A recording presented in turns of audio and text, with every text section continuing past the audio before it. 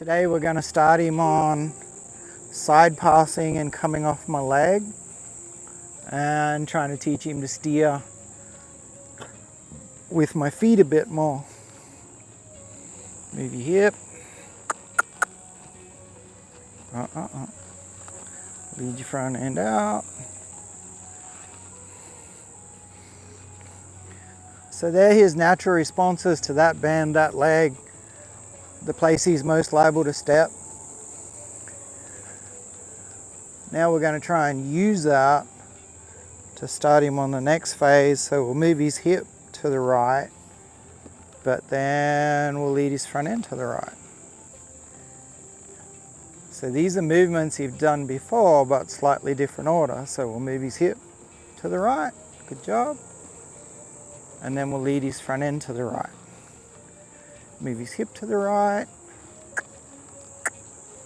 Good. And lead his front end to the right. And give him a little break. So we're working on side passing, but we're not. It doesn't matter so much where he ends up facing at the moment. I'm just moving his back end. And this is a movement he already knows. Yep. And then moving his front end. And then I'll move his back. And of course he's, swatting at flies and being a bit goofy because he's a child. And we'll move his front. Back end again. Yeah. And front end again. So what we're aiming here, of course, got left leg on, pushing his rump to the right. Left leg on, trying to lead his front end to the right. And then we're going to start putting our leg in the middle and just seeing what he offers. And see if both ends will reach across at once. Is the ultimate aim. But early on, he knows these two movements because he's done these a lot. You've seen me do them a lot on him. Just when he's going fast, just when we're reinforcing steering. So he knows the two movements, we're just doing them at a slightly different way, different pace.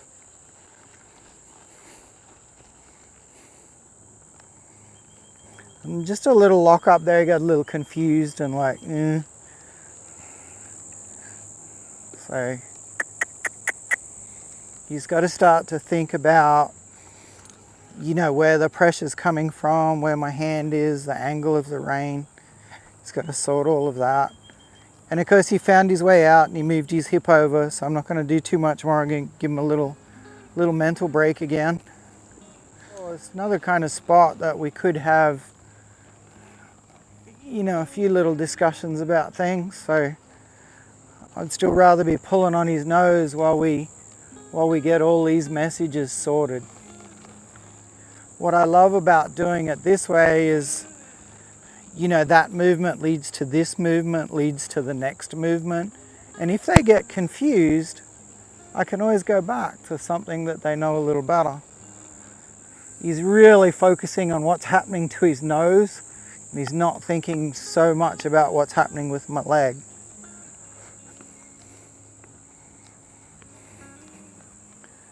But that's okay. I'm not too worried about that. He'll get it sorted.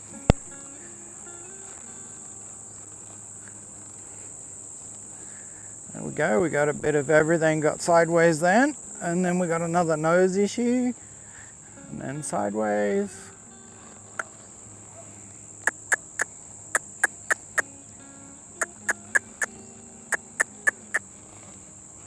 His weight kind of went the right way, but his feet didn't follow through. So we'll let him quit on that. Because we can't keep at him for too long. That's obviously as much as he could deal with at that particular time. He needs another little walk. But like I said, I'm putting my left leg on, asking him to go to the right. Now, if he gets confused, I can always go back to piecework. Do your back bit or do your front bit. But just as long as something goes to the right, I can release my legs. So legs on, off. Legs on, squeezing, bumping, yep. Front end went across, Legs off because his hip went across. So my leg's on and off the whole time with how he responds. So I put my leg on and he steps, my leg comes off. Put my leg on, he steps, my leg comes off. And at this point, of course, he's going to be all over the place.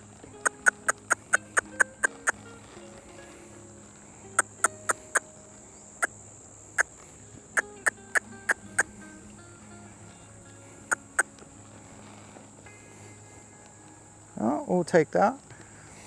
So right at the end, we just had a little drift of both ends.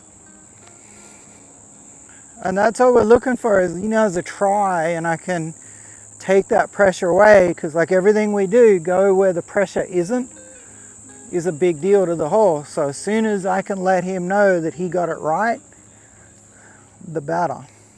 Move your hip, move your front. Move both. Good boy. There we go.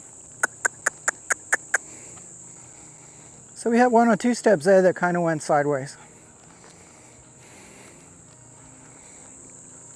And all of this is like my ultimate goal isn't just to develop a side pass. It's basically making sure that I'm moving my horse off my leg.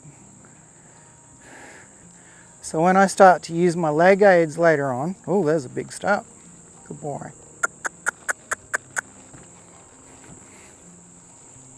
There we go. Let's quit on that. That was good.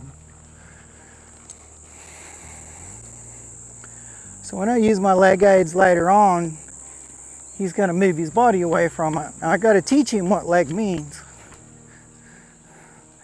And at the moment, I just left leg, something's got to go right.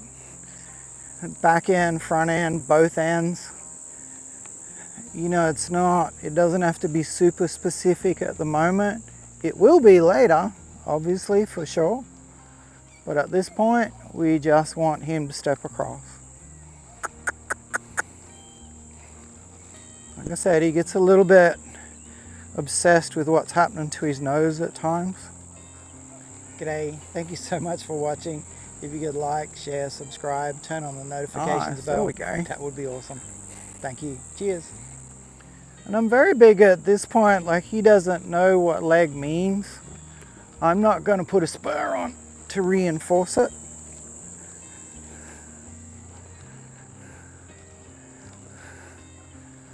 Because then I feel like I'm reinforcing something he doesn't know. When he knows about it and he chooses not to try, then I would put a spur on.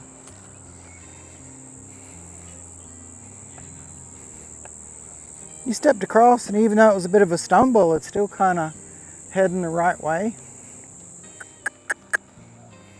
Oh, there we go.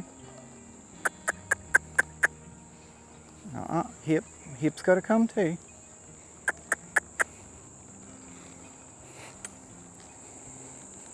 There we go.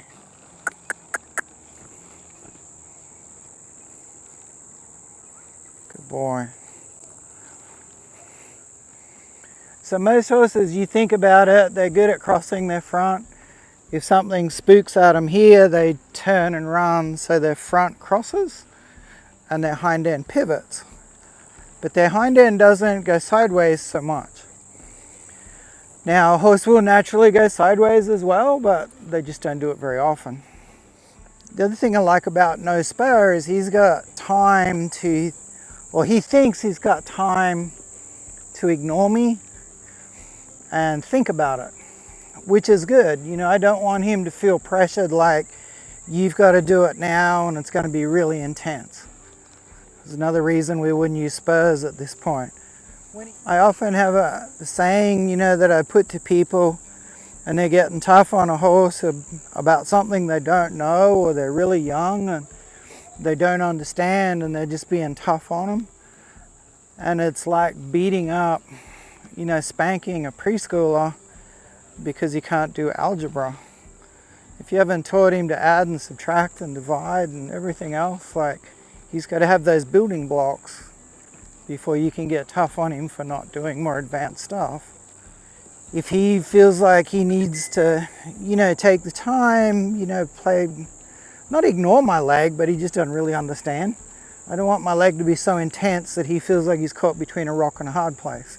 He doesn't know what I want, and if what I'm doing is really intense and he doesn't know what I'm after, oh, nice step.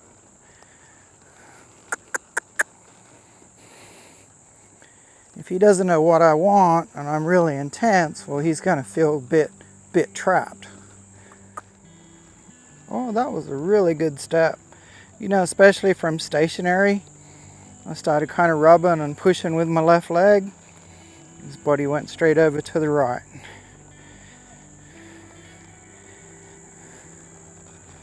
Good, we'll let him quit on that.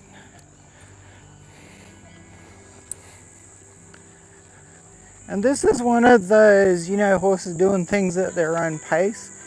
He's done a pretty good job there, and he's making a lot of good, tries. So I'm going to quit him on that for today. On that side, obviously. We've got to go do it all on the right side now. And things don't translate one side to the other with horses all the time. Sometimes they do, but a lot of times they don't. So the other thing that can happen with him sometimes is he learnt that side passing right was the answer to all this leg aggravation. And just because I've changed legs, he may not compute, but he should, and he did, which is good. Obviously we've gone back to back end, front end, back end, front end, because we've changed direction. And horses, like humans, sometimes they have good sides and bad sides. I do believe, like most older horses who have a good side and a bad side, their bad side gets created by the human. Because I know I did that to a lot of horses, like I was better one way than the other. So if I rode horses for long enough, they all had, similar issues, which taught me about my equitation and where I put my weight and how I sat and how I twisted, because they had to compensate for me. So I got them pretty even and ambidextrous, just as good going both ways. But they had little tendencies, and anything I rode for long enough all ended up with the same tendencies. So I had to change. And sometimes when people only ride one horse, they just assume that their horse is bad on the right and good on the left. What they don't know is if they rode a dozen horses, they'd all end up the same. Because it's a human sitting in a bad position, or they're stronger with one leg than the other, or they're a little uneven. And can horses compensate? Absolutely. Horses can compensate for people sitting lopsided, twisted, and kind of figure it out. But, I'm trying to help them be the best they can be and make things as easy as I can for them. So, if I can work on my flexibility and strength to keep it more even, then I will.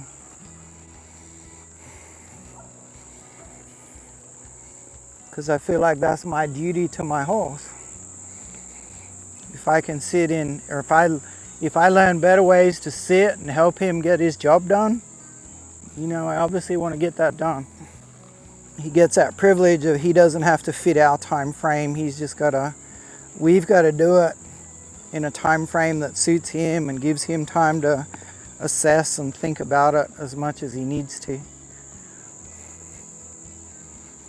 And pretty soon, because we've spent quite a while on it, I need to just change it up a little, maybe go for a little jog and a little lope and do the things that he's really good at, so he can go to bed, feeling pretty clever about himself. Oh, there's some nice steps. I might quit on that.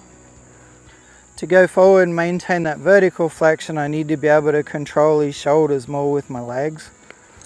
So at this point, while he's just following his nose, it's I can't expect him to do the two. So as long as he jogs forward and he gives me a little bend, that's cool. He might be a little playful, I don't know. Like I said, he's had a few days off.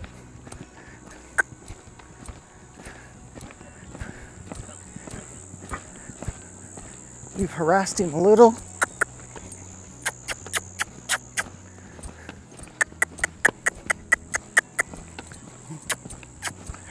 With all that side pass work, so. Oh, good boy. But obviously we didn't bother him too much. Good man. Oh, now. Good boy.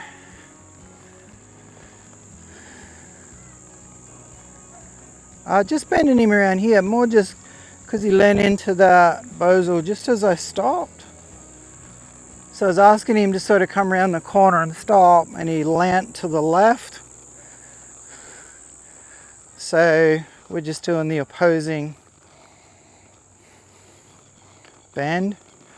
Like we were going around to the right, and I just wanted him to kind of stay here and stop, and he was leaning into it a bit. So we finished with, no, I'd like a little bit more bend there.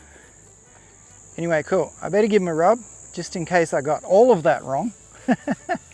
And I'm more than humble enough to admit that, yeah, occasionally I'm gonna err this way or that way. So yeah, I'll give him a rub, because he's doing the best he can with the guy he got stuck with. But I don't think he's too worried about it. All right, catch you on the next one. G'day, thank you so much for watching. If you could like, share, subscribe, turn on the notifications bell, that would be awesome. Thank you. Cheers.